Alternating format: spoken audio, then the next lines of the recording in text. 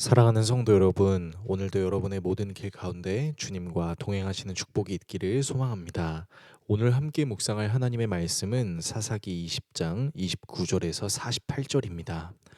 레위인의 꾀임으로 동족과 전투를 벌이는 이스라엘 사람들, 그리고 그 이스라엘 사람들과 벌써 두 번의 전쟁을 치르면서 승리를 얻은 베냐민 지파 사람들, 결국 하나님께 울고불고하며 언약궤도 동원하고 제사장도 동원하며 금식 기도한 끝에 베냐민 지파를 넘겨주겠다는 하나님의 응답을 들은 이스라엘 사람들.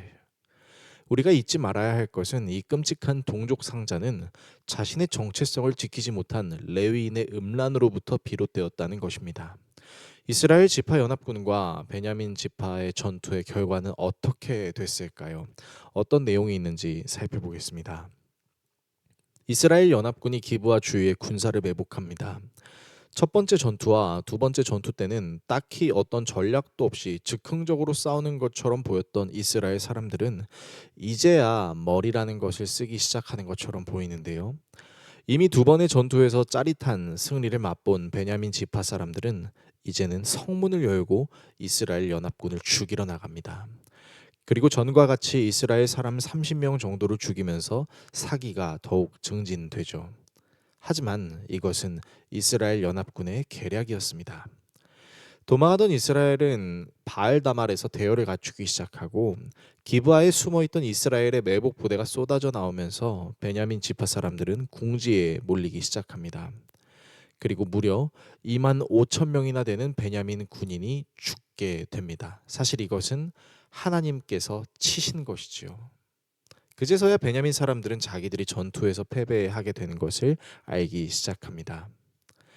이스라엘 연합군과의 세 번째 전쟁에서도 아까 말씀드렸던 이스라엘 사람들 30명을 죽이면서 처음 싸웠던 것처럼 이길 것이라고 생각했던 베냐민 지파 사람들은 이후에 자기들의 성이 점령당하여 연기 구름이 치솟은 것을 보고는 자기들에게 화가 임한 것을 깨닫게 됩니다. 그리고 이스라엘 사람들 앞에서 몸을 돌려 광야길로 향하지만 이스라엘 연합군은 베냐민 지파 사람들을 진멸하기 시작합니다. 여기서 잠시 진멸이라는 단어를 생각해 봤으면 좋겠는데요. 분명 하나님께서는 이 진멸이라는 단어를 사용하신 대상이 있었습니다. 바로 이스라엘 사람들이 점령해야 할 가나안 땅의 사람들이었습니다. 그런데 이스라엘 사람들은 정작 진멸해야 할 대상인 가나안을 진멸하는 것이 아니라 같은 동족인 베냐민 지파 사람들을 진멸하고 있는 것이죠. 이스라엘 사람들은 끝까지 베냐민 지파 사람들을 추격하고 짓밟기 시작하며 베냐민 지파 사람들은 광야로 도망합니다. 하지만 그 도망하는 과정 속에서도 5천 명이 죽고 2천 명이 죽어 최종적으로 2만 5천 명이 죽는 대학살이 벌어지게 되는 것이죠. 그렇게 림몬 바위로 도망한 베냐민 사람 600명이 4달을 숨어 지내는 동안 이스라엘 연합군은 베냐민 지파의 성읍으로 돌아와 모든 가축과 사람들을 다 죽이는 진멸, 그야말로 끔찍한 동족 상잔을 저지름으로 오늘 본문은 마무리됩니다. 오늘의 말씀을 우리의 삶에 어떻게 적용해야 할까요?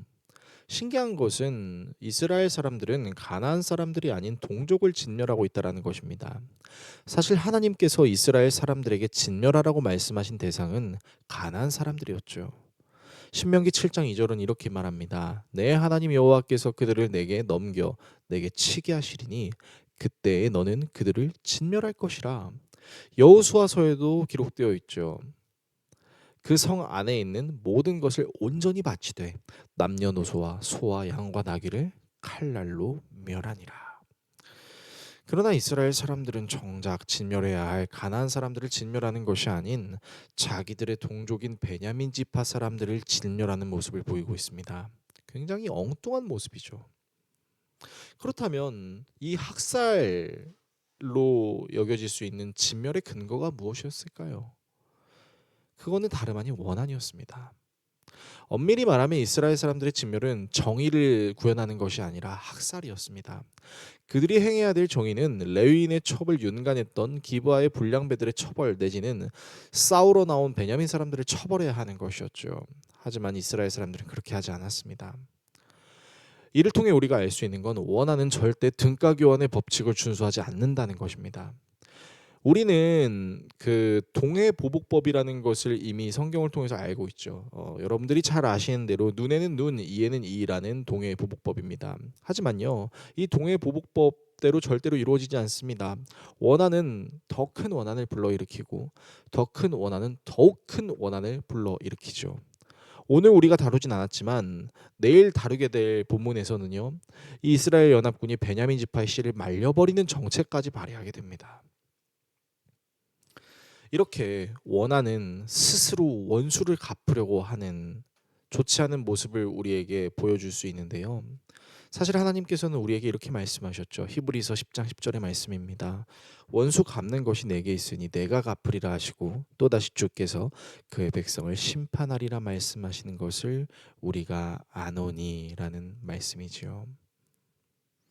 가나안 사람들의 엉뚱한 진멸과 같이 우리 역시 정작 우리가 멀리해야 되고 우리가 싸워야 되는 것들을 놓치거나 다른 대상에게 적용시킬 수 있는 그런 연약함이 우리에게 있을 것입니다. 그리고 그 연약함을 불러일으키는 것은 원한, 원수 갚는 것을 내가 하려고 할 때 그런 일이 일어날 수 있을 것입니다. 오늘의 말씀을 기반으로 우리가 하나님의 말씀을 왜곡되이 실천하지 않을 수 있도록 무엇보다 억울한 일을 당했을 때, 원한이 있을 때 그것을 주님께 맡겨드리며 잠잠한 그리스도인으로 살기를 소망하는 저와 여러분 모두가 될 수 있기를 예수 그리스도의 이름으로 축원합니다. 기도하겠습니다. 우리를 사랑하시는 하나님, 조절되지 않는 분노는 원한을 불러일으키고 원하는 하나님의 말씀을 왜곡하여 적용시킬 수 있는 커다란 불순종을 낳을 수 있다는 것을 경계하게 하여 주십시오.